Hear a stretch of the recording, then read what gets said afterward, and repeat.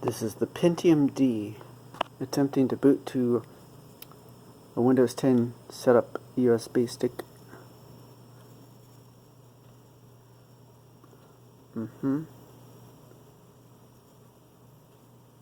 That's nice. Let's bypass that.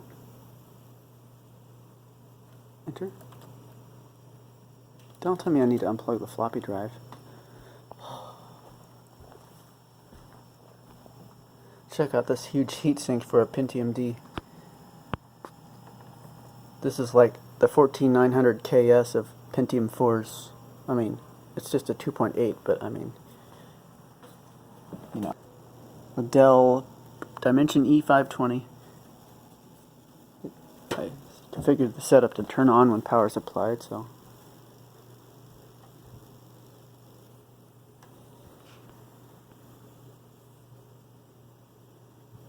I'm going to add this to my distributed computing rig. Alright, stand by.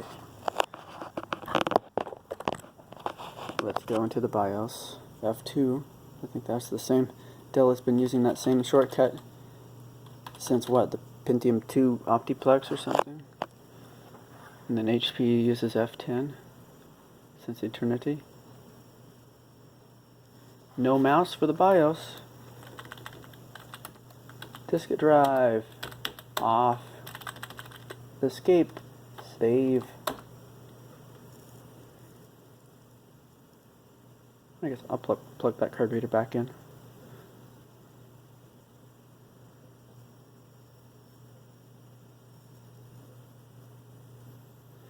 I got a 250 gig SATA SSD in there on my Pentium D.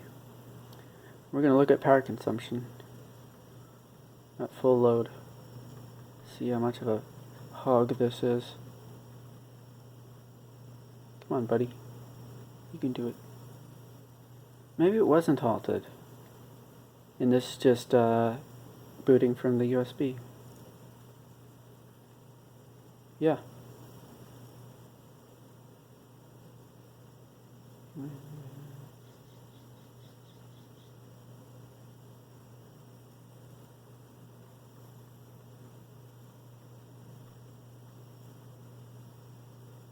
Okay. So you can boot.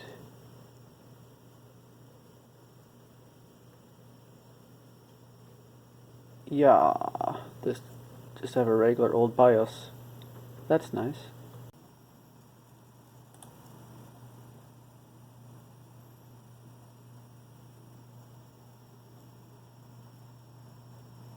What a pig.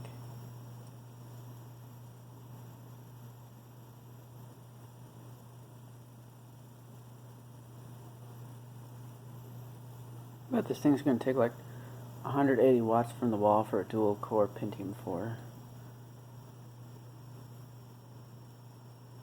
Running mapping cancer markers. BOINC folding at home. Oh yeah. We're making progress. Pentium D running Windows 10. It's actually responsive. I mean, for any light duty stuff.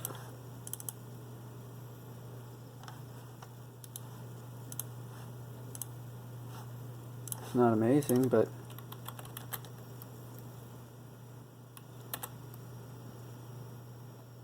you can do it.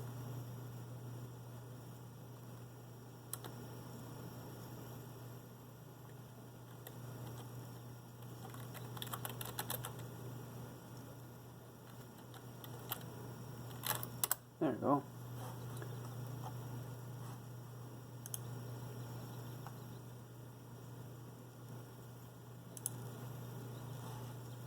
Not bad. We'll look at the power consumption next. That must be cached.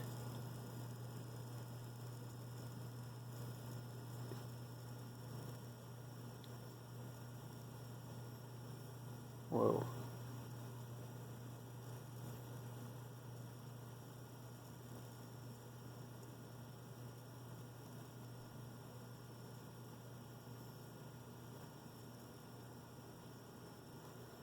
2.8 gigahertz, 1.3 volts, and with a full Prime 95 load. The stock thermal paste in this is good. It's still just purring.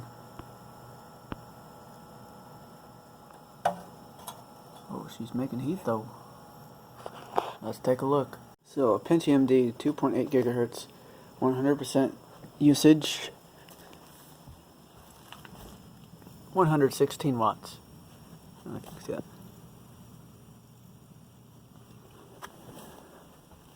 And at idle,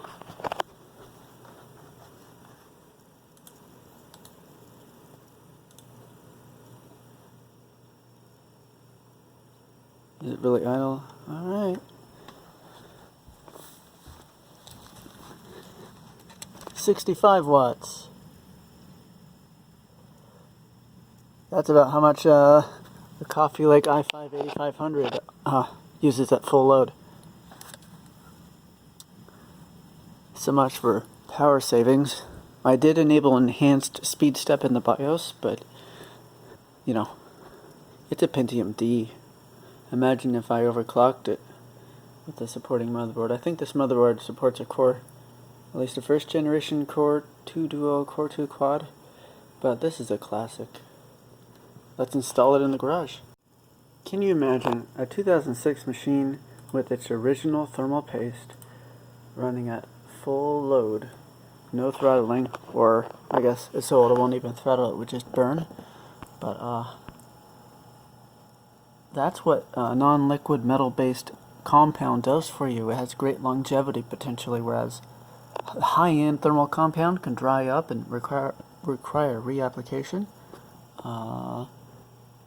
This is lifetime. Look at this relic, a classic Molex connector with a little cover over it. Isn't that sweet? She's ready to go in the garage. I found the trick of finally being able to install this side panel because it ends up right, but it will not go. It's because of these right here. You have to line them up with those slits down there.